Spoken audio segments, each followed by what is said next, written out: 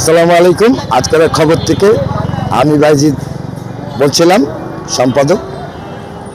দর্শকবৃন্দ, কিছুক্ষণ আগেও একটা আমি ভিডিও করেছি, যেটা তার সামনে স্মৃতিসৌধের।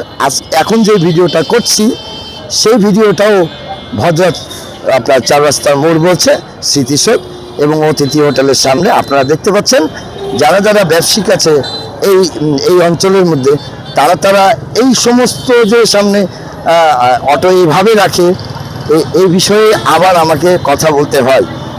যাই হোক দর্শকবৃন্দ, আমি অনুরোধ করব, ঊর্ধ্ব কর্মকর্তাদের উদ্দেশ্যে বলছি, আপনাদের দুটি হাতে ধরি, পায়ে পড়ি, আপনারা এই ভদ্রার এই যে গ্যাঞ্জাম, এই জিনিসটা নিরস করার চেষ্টা করেন।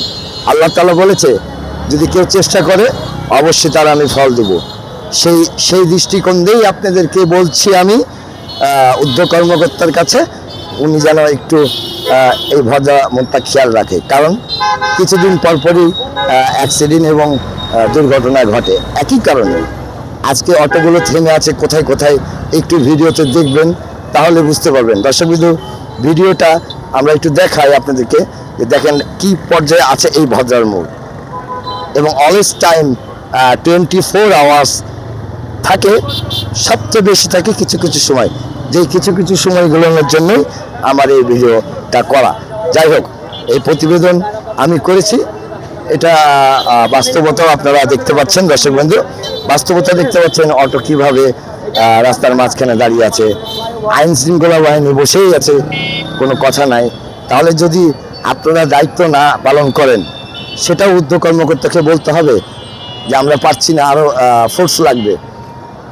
সেই দৃষ্টিকোণ দিয়েও আমি বলছি। যাই হোক, এই প্রতিবেদনটা আজকে এখানে শেষ করলাম।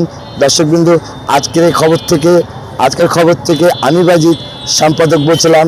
স্থান ভদ্রা মোড়, 4 রাস্তা এবং স্মৃতিসৌধ পাশে, এবং সামনে আছে, পিছিয়ে আছে আমার অতিথি হোটেল।